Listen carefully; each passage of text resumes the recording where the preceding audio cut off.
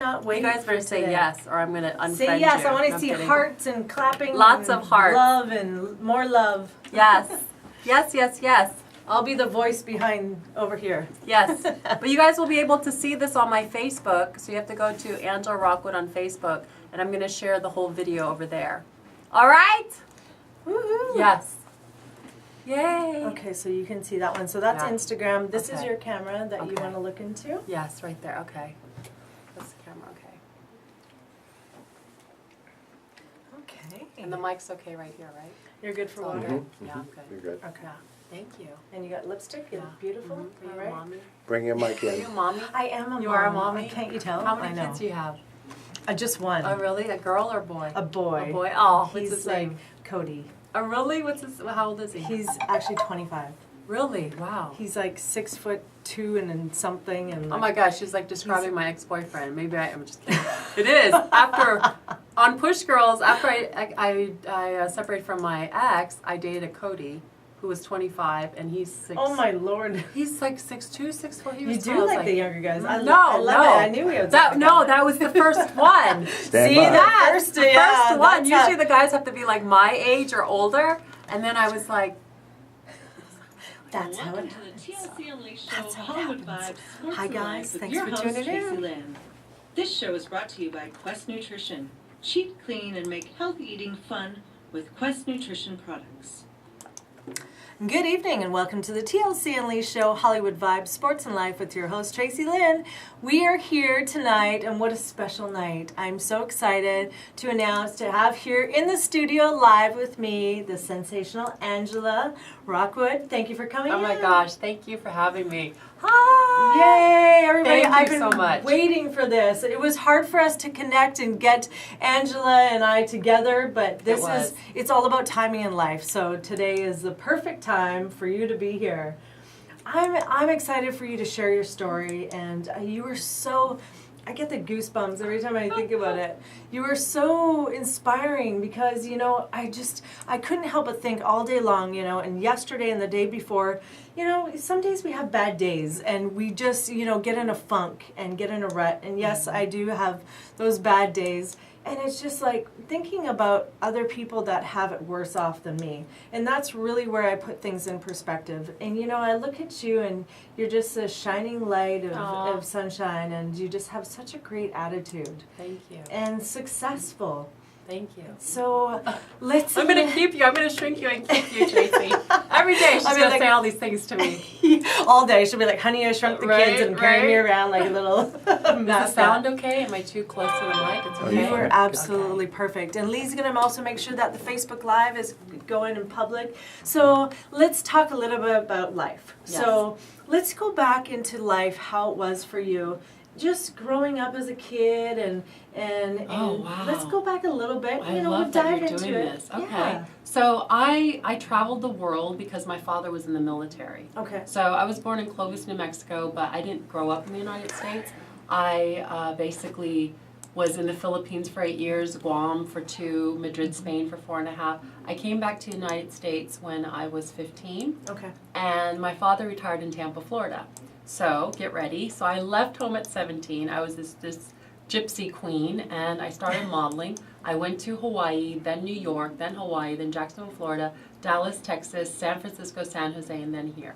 Wow. But growing up, it was cool. I mean, you know, you travel all these different places, and as a kid, you go to these schools, you build these relationships, these friendships, and then you have to break them because then you end up leaving and having to move to another place. Yeah. So I didn't really care for that, but as I got older, I appreciate it now because I gained culture, and now I have friends all over the world that I can connect with. Now with social media, it's crazy. Yeah. Yeah. That's a great way to look at it too. I bounced around a little bit, you know, moving a lot and things like that. You know, and it's tough as a kid, you know. It is. And especially, it sounds like you had to grow up quickly. I and- did. And I become actually. an adult. That's so good. You got that because My father and my mom, they had me and they divorced when I was very young. Okay. So my father remarried my stepmom, which to say stepmom is weird because she raised me. I'm the woman that I am because of the both of them. And when they had my two sisters, I basically had to be like the mom because they were both working. Okay. So I grew up very fast. I was already very mature at around 7 years old. Wow. Yeah. It's So- incredible when we have to, grow up quicker than our time, but I mean, it prepares us for what was to come, Exactly. and into life. Because going through that hardship and the adversity that you went through and the tragedy that you did go through and overcame, and now where you are transitioning today to the successful, empowering woman. I mean, if you didn't have to grow up, it makes sense, because if you weren't this strong little girl that was, already adulting at an early young age, then you wouldn't have been able to get through that. No, you're right. You hit the nail on the head because I was like the black sheep, and I did go through a lot in my life as I was growing up. And so when I got paralyzed, I was like, oh, this is nothing, because I've been through a lot. I was molested when I was a little girl. I was raped when I was 17, and I was in and out of bad relationships emotionally, physically, and it wasn't until I was about 24 that I owned who I was as a woman. Wow. And I became extremely spiritual in the sense of just knowing who I was as a person, and I connected with that. And then, of course, a year and a half later, I get in my car accident. So it prepared me. It definitely did. Wow. Yes. Yeah. Unbelievable. I know it's so interesting when we blossom into adulthood and being these women, strong women that we are. I look back at my life and think about, it once was this thing that was such a tragedy, but now I look back and, I welcome it and thank it, because, without those experiences and that trauma and those happenings that happened to us, we aren't able to be here today. Exactly. And Absolutely. evolving. It's all about evolving. Yeah. That's what it's all about. Because I remember even when I was 14 and I was in an abusive relationship, I remember thinking to myself that this is only going to make me stronger. And already at 14, I knew, in the back of my head, I was like, oh, this is going to make the book interesting. But I still haven't written that book yet. You but have no, to. I know I have to. Everybody keeps telling me. But I do remember thinking that I knew that I was a strong person inside, spiritually, as just my essence and my gusto of who I was. But I didn't really get to really experience it till after I got paralyzed. And that's when the true test came, and I know who I am now. Yeah. Let's talk about what happened that day. So it was 1 week before 9/11. I was sharing this with Lee and Dan before you came. And I was planning my wedding with two of my bridesmaids. I was engaged to my best friend at the time. I was 25, and well, I turned 26 when the accident happened. But so I was in the back seat of the car, and when that little voice is talking to you, telling you to do something, you have to listen. And the crazy thing is, I don't know if you know this, but at 17, I had a premonition I was going to be in a bad car accident. So this car accident I actually was in, a year prior, I was in a bad car accident. So I didn't think that this was going to be extremely horrific. I didn't have any idea. All I knew was that there's this little voice telling me to put my seatbelt on. And people get in the back seat and they never put their seatbelts on. Most people. I mean, if you're in the front seat or in the passenger seat, you wear your seatbelt. But every time I got back into the car, because we stopped once for gas and once for snacks, I deliberately put my seatbelt on. And so in the drive, I'm going to fast forward the story, I woke up from a nap and my girlfriends were talking and the story started getting juicy. So I unfastened my seatbelt. I got into the center and I pulled myself forward so that I can get closer to them. And at that very moment, that's when my girlfriend was starting to drift off the side of the road. And she hit the like the little bumps. She brought the car back. She overcorrected. The car started fishtailing violently. So I jumped back into my spot. I did not put my seatbelt on. And I put my head down to pray. And I was bracing myself.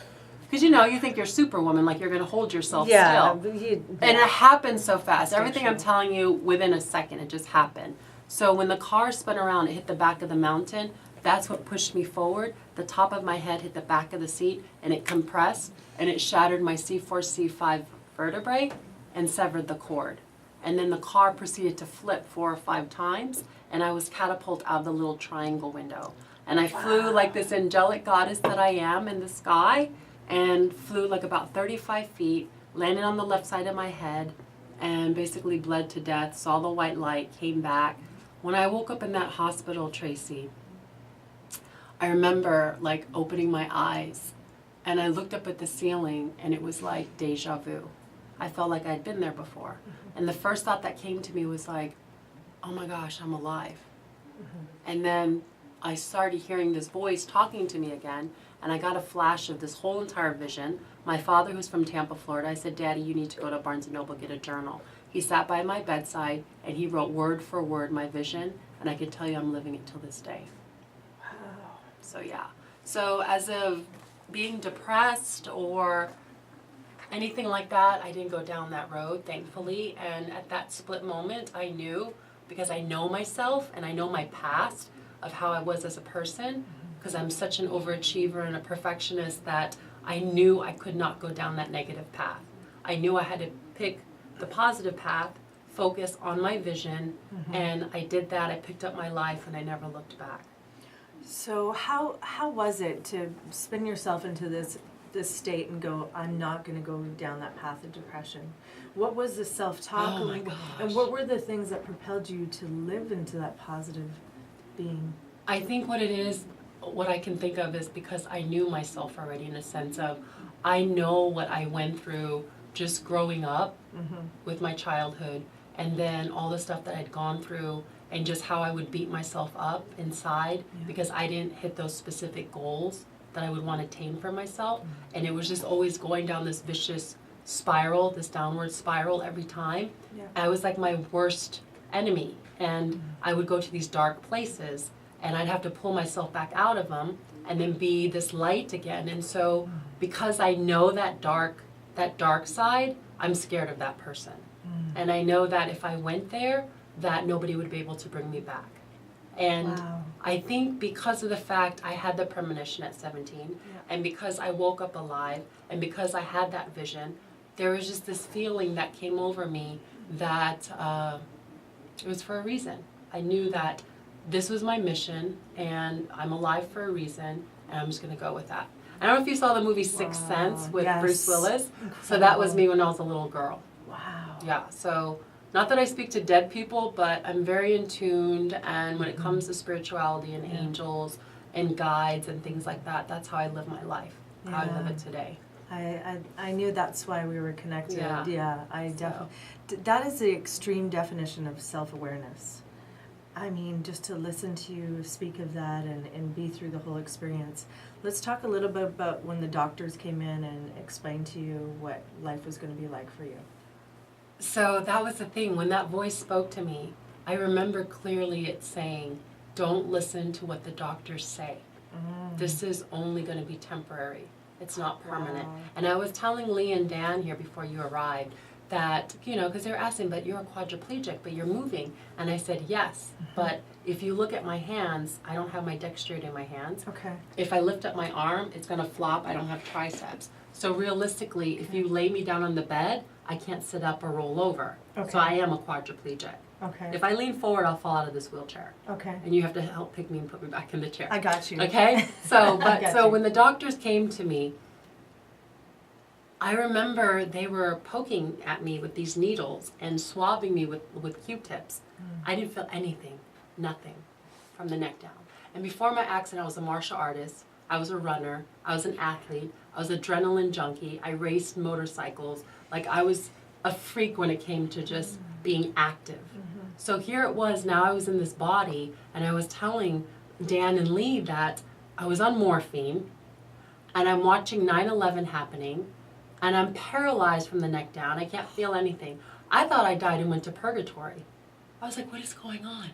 But when the doctor said to my ex-husband and my father, just be happy she's alive. She doesn't have to be hooked up to a vent because my lungs were strong from running. And they said, but your wife is now classified as a C4, C5 quadriplegic. And my ex is like, what the heck is that? And I remember when the doctors explained to him what it was, that I'm paralyzed from the neck down. I only had 3 to 5% chance of ever walking again.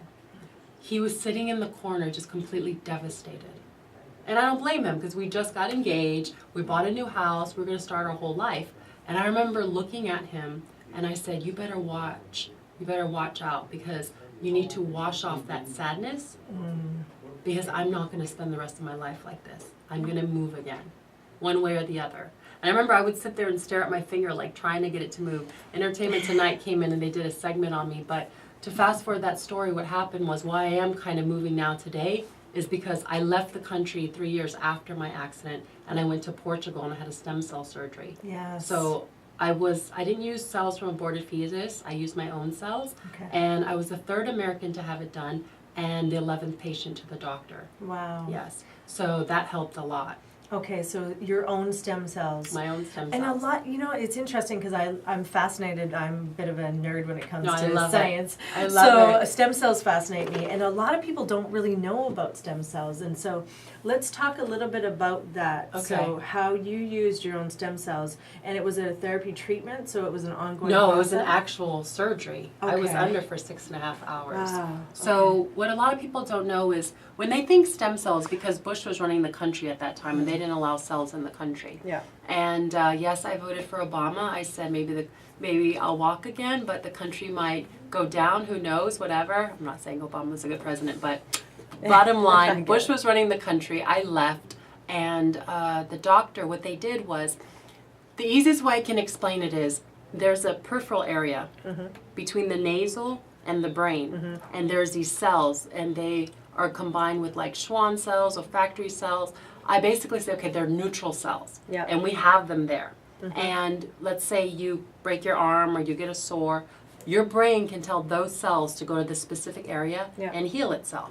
But for some apparent reason, it can't tell those cells to go into the spinal cord. So the doctors thought, why don't we go up inside, take the cells out, flip the person over, open them back up, clean up all the keloided scar tissue, and plant the cells. And then just weave it, and then close them back up. So that's basically what they did. And what did they see of progress Okay. after that? So it's not the magic bullet where you do this and the next day you're going to walk again. Yeah. But they do tell you that they don't promise anything, because everybody's different. Of course. The way it takes in the body, whatever, whatnot, and how you heal. So they tell you that you're not going to lose anything you already have. So I went to Detroit, Michigan to do all my pre-op before I went there. So they test you, what can you feel, what can you move, the whole 9 yards. Yeah. And then they say that if you do get anything back, within 7 months to a year, you'll start seeing something. Okay. Now remember, I did not feel from the neck down, Okay. and I barely moved anything. I could just move my arms, and I didn't even feel my legs yet at the time. I could move my legs just a little bit, just by, like, barely. But exactly 7.5 months after the surgery, I remember being in the living room, and my nurse was catheterizing me. People are like, what the hell is catheterization? So I don't void on my own. So I have to catheterize every 4 to 5 hours. So you know that feeling that you get when you're on a long car ride and your bladder's full? Yeah. And you're like, oh my God, I gotta go to the bathroom, I gotta go to the bathroom. So I was never feeling that. I didn't feel that at all. Okay. But at that moment, I felt this pressure. And I thought to myself, oh my gosh, let me push. Let me just try to push. So as my nurse was catheterizing me, I was trying to push. All of a sudden she's like, oh, what did you do? And I was like, what? She goes, whoa, whoa, whoa, whoa. And I stopped. And she goes, no, do it again. So I went, and then I stopped, and I went. So I was like using my Kegel muscles. Yeah. I was like going. And the urine stream was like going back and forth. She's like, oh my gosh. So we started screaming. I know this sounds crazy, but that's like huge. Of course. So after that day, I started to feel the sensation of having to go to the bathroom. I started feeling the full sensation. When you feel full after you eat. Yeah. I didn't have that sensation before. Because I used to have to wear a binder, and I would just keep eating and eating and eating until I would feel the binder getting tight. Then I'd be like, okay, I need to stop eating. But so after the surgery, I started to feel my breasts, the right side of my stomach, the bottom of my butt, left labia, inside the vagina, right anterior tib, bottom of the feet, and the right big toe. And I got the sensation in my hands. So there you go. Wow. Yeah. Amazing. Is that too TMI? No, it's I'm an open book, you guys. amazing. This is all education because, no, It seriously, is. this can happen to anybody. And like Yeah. I said, I was an athlete, and I'm not going to try to get emotional here, but I see people that live their life and they're these athletes, and I know that feeling, that drive, that adrenaline. And then you go from being physical to then being in a paralyzed body. You get transported into the realm of the paralyzed. And then you start wondering, because a lot of people, that's their life, that's who they are. Yeah, it defines them. It defines who they are completely. Yeah. And so for me, I do remember for a year I was sitting there asking, because I was telling you, I was so intuitive and everything. My biggest thing was like, why would you make me so intuitive where I can go into a room and brush up against someone and read them and pick up vibes about them, and then now paralyze me where I don't feel anything? Interesting. Do you know what I'm saying? So at the end of that year, while I was sitting in my backyard, because I would spend days, every single day, just meditating on that thought, it hit me.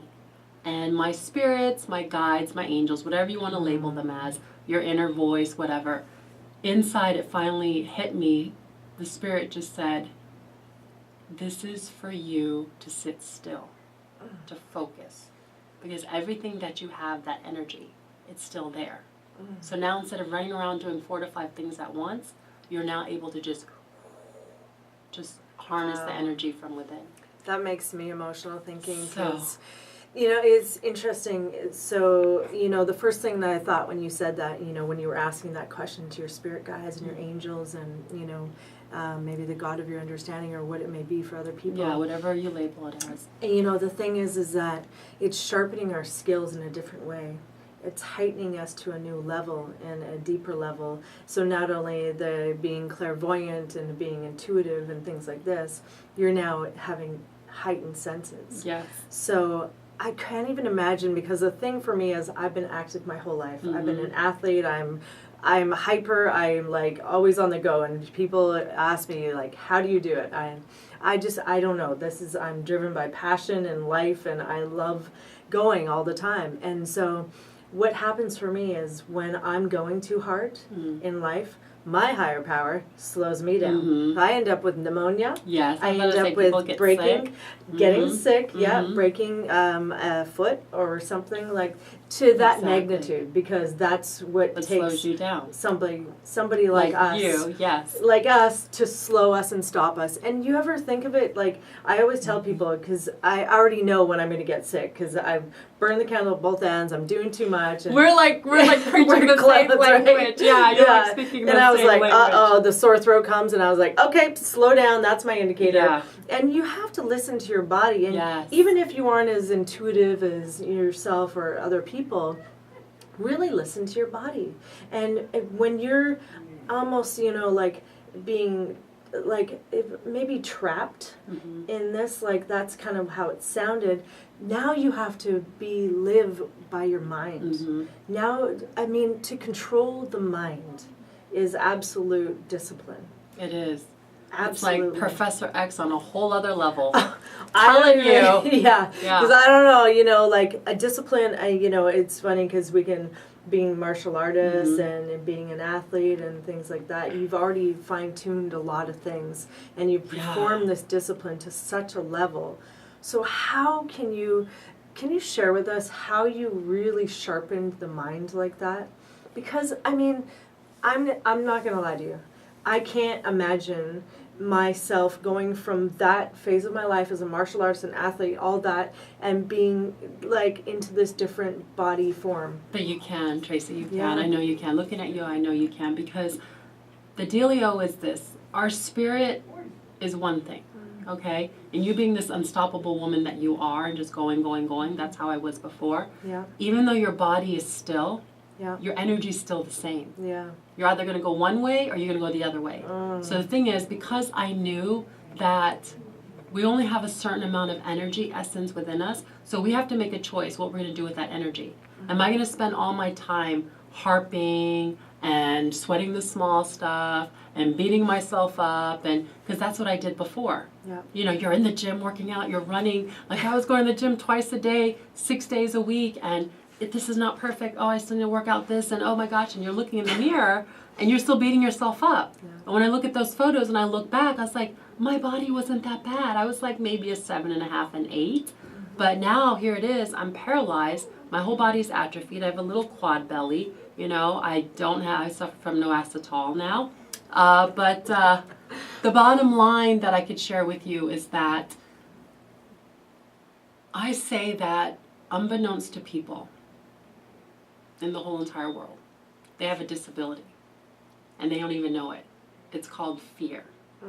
Because fear alone paralyzes a lot of people. Yes. You could be completely able-bodied, have full function of everything, completely healthy, but mentally, if you fear anything, you're paralyzing yourself. You can't do anything. Absolutely. And for me, I studied, you know, thank God for the martial arts because of the discipline and just the awareness and the heightened sensitivity and just knowing myself, my spirit, and my body is just from that. And then also just being connected to myself. But what it is because I understand that when we come into this world, there's only two fears as babies. It's the fear of loud noises and the fear of falling.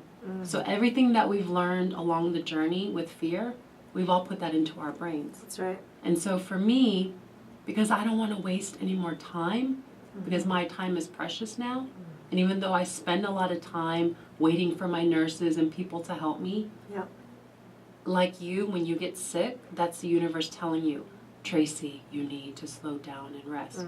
For me, instead of sitting there or laying there in the bed for 2 hours complaining, where's my nurse right now? Oh my God, they're not here yet.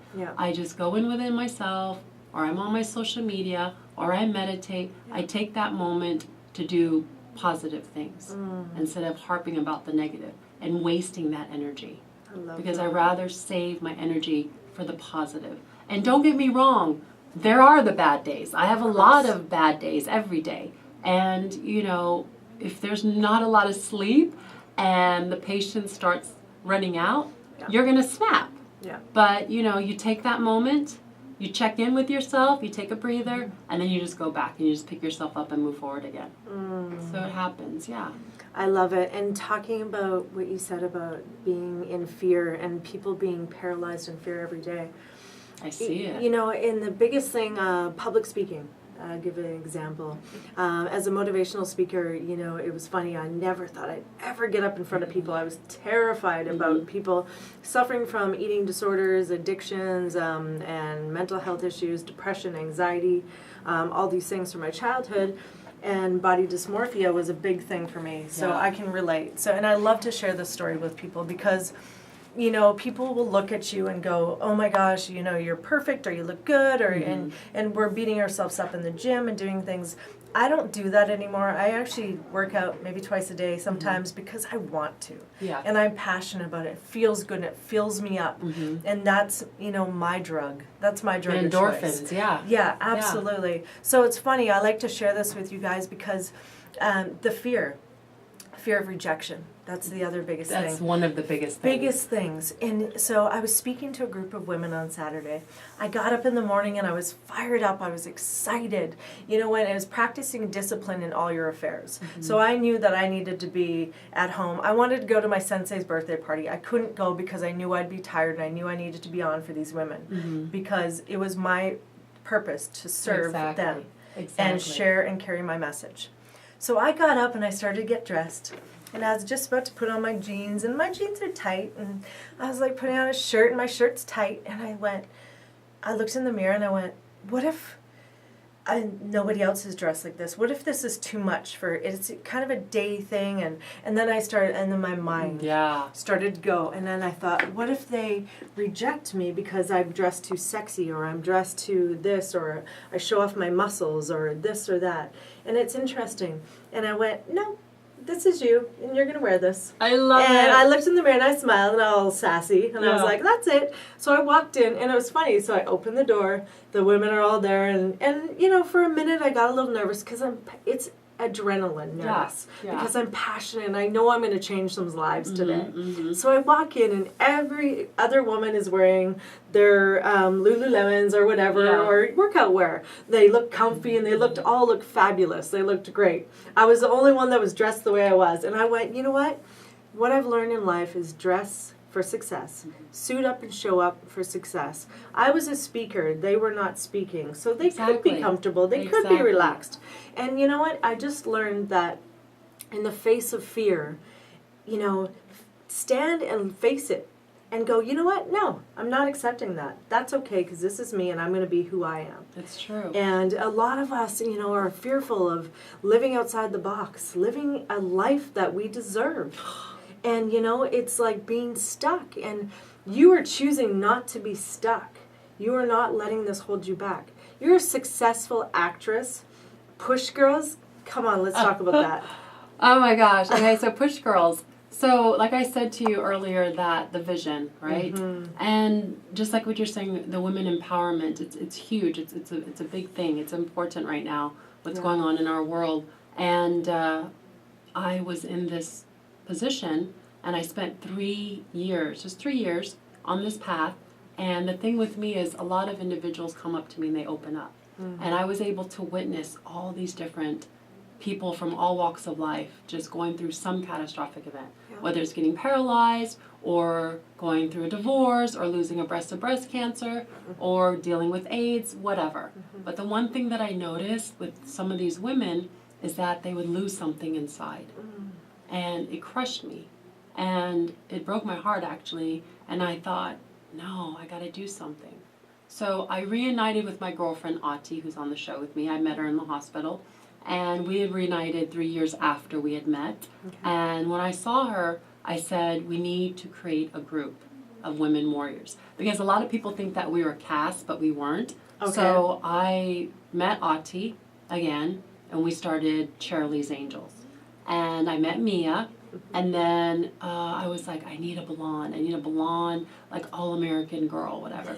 You throw it out there. I believe in law of attraction manifestation. Yeah. So I had a few girlfriends that were in wheelchairs that were blonde and everything, but it was all about the synergy and the feel and everything. And then so lo and behold, a couple years later, we met Tiffany. And then so we had our warriors on wheels. And then so fast forward the story, I was at home, because a lot of people don't know this, but I did create the show and I produced it.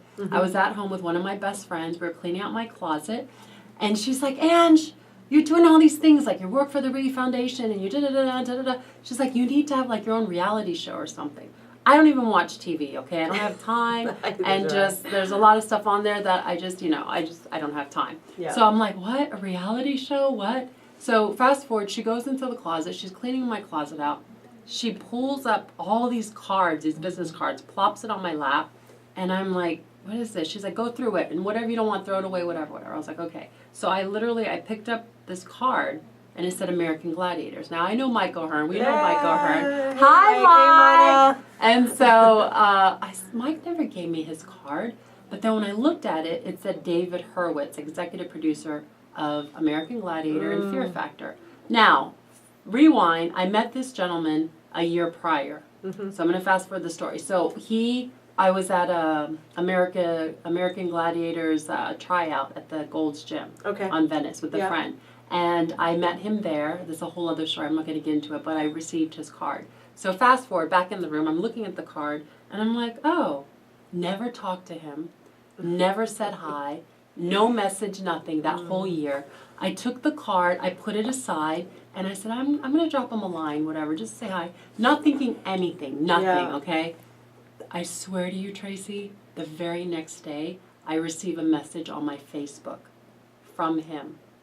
He writes, hi, Angela. Remember me, David Hurwitz, executive producer of American Gladiator Fear Factor. I wanted to talk to you about a possible reality show idea. I was like, are you kidding me? My eyes are like, well, are you kidding me? So fast forward, we met up, back and forth briefly. He introduced me to Gabe Rosenthal, who is the executive producer of our show, Push Girls. And originally, the show was supposed to be about me, how I can't sit still. It was going to be called Can't Sit Still. And so I met Gay, and she met my ex-husband, Dustin, Dustin Wynn, and she loved our love story. So she wanted to focus on that. Now, a lot of people at that time didn't know, but I knew that I was going to separate from him. So I wasn't sure. But, you know, when we were in Oprah Winfrey's pitch meeting, and they came to me and said, what do you want from this show, Ange? You know, they asked Gay first, and they asked Dustin, and Dustin said, oh, it's whatever Ange wants. And then when they came to me, there was a photo. I was very smart. I took photos of my girls in the chair and out of the chair. And it was sitting on the table. And when it was my moment to speak, that was just like, Allah, Buddha, God, whatever you want to believe in. It was like funneling through me like, oh! But I said, you see that photo right there? And they looked at the photo, and it was the four of us on the couch. I said, this show is not about me. It's about every single human being that's out there in the world that's going through something, whatever catastrophic event, that they need to be reminded that they have that essence, that thing within them that they cannot forget, they cannot lose, they have to embrace it, connect with it, and that right there is going to carry them and push them to go forward in their life. And so that's why they call it Push Girls, not because we're pushing wheelchairs, but because we are pushing beyond limits, beyond beauty, beyond our dreams and everything. Wow, what a story. And it wasn't I'm holding easy. back the tears on And this it wasn't one easy, today. Tracy. That's the other thing. People don't know that. Imagine. Yeah, we went to every single network. You name it, babe. Yeah. We went there. Yeah. Everybody said no. They were scared of us. They didn't even know what to do with women in wheelchairs. And you, no pun intended, but you kept pushing. Exactly. Pushing through, and that's the thing in Yes. life. Like, that's the uncomfortable part. That's where most of us stop. That's where everyone's like, "Okay, I'm quitting." But you know what? It's okay to fail. If you want to call it a failure, whatever you want to call it, it's okay to keep pushing through. And that's what you did. And You don't listen to anybody. No. You continue to see that vision. Yeah. You continue to believe in it. Yeah. Everybody said no. We went to MTV, VH1, Oxygen, TLC, OWN, you name it. I mean, CMT, even Country Music Television. Yeah. And the crazy thing is, we actually were bought by a network. Okay. By, what network was it? I can't even remember right now. The one with Tyra Banks shows on it. CW. CW, that's right. CW, yeah. So CW. Anyways, make a long story short, we shot with it, everything, and I know the female woman had left, the president, and a male president came in, and he was like, women in wheelchairs? Like, what are we going to do with it? They literally dropped us 3 days before we were going to go on air. Really? Crazy. So nothing against the gentleman there. I'm not speaking bad or anything. I'm just speaking the truth. But Yeah. whatever. So then what? So what happened was my executive producer was just like, and I said, no, gay. I go, this is meant to be MTV. I said, we are going to do this. It's supposed to happen. And there were some people in the camp that were just kind of losing hope and everything. But I said, no. We took 3 months off. We took a break. And Gay said, I'm going to do it. I'm going to